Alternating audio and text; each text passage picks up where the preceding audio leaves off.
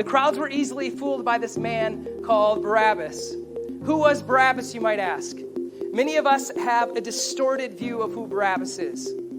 See, we've been taught in Sunday school often that Barabbas was a scoundrel that the Jews hated, that he was a murderer and a robber that the Jews could not stand to be around. When we read the text, then it brings confusion because we're like, well, why in the world would they choose Barabbas over Jesus? Yes, there was persuasion by the religious leaders, but the persuasion had more to do with the fact that they saw him differently. I want to bring clarity to Barabbas' true identity. We see in Matthew that Barabbas is considered a notorious prisoner. We see in Mark and Luke that he is an insurrectionist and murderer.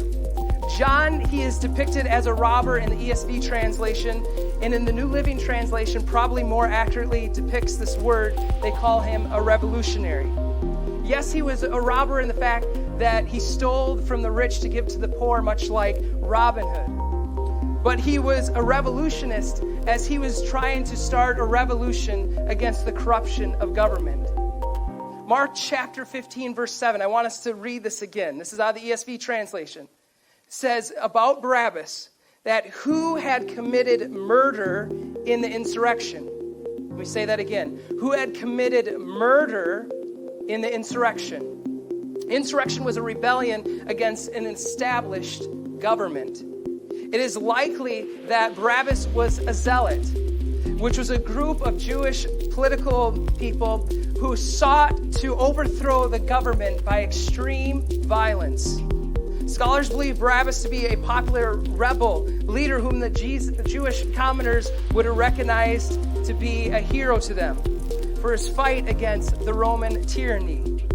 Some scholars believe that Barabbas was in a branch of zealots called the Sicarii.